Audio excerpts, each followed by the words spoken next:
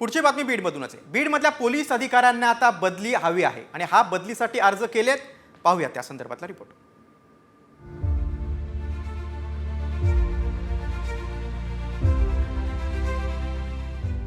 मस्साजोग सरपंच हत्या प्रकरणानंतर अनेक वादग्रस्त प्रकार समोर आल्यामुळे देशभरात बीड जिल्हा चर्चेत आलाय।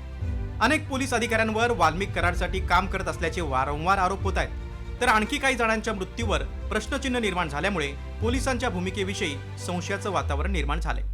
त्यामुळे जिल्ह्यातल्या 172 पैकी तब्बल 107 अधिकाऱ्यांनी बदलीसाठी अर्ज केल्याचा दावा सामाजिक कार्यकर्त्या अंजली दमानी यांनी केलाय। यात 29 पैकी 15 ठाणेदारांचा समावेश आहे। 107 अधिकाऱ्यांनी आता मागणी केली आहे की आमची बीडबंद बदली करा। ते का करतील? त्यांच्यापैकी 24 मला वाटतं हे नॉर्मल आहेत आणि 84 असे आहेत की ज्यांना त्यांनी विनंती अर्ज केलाय की आम्हाला बीडमध्ये राहायचं नाहीये।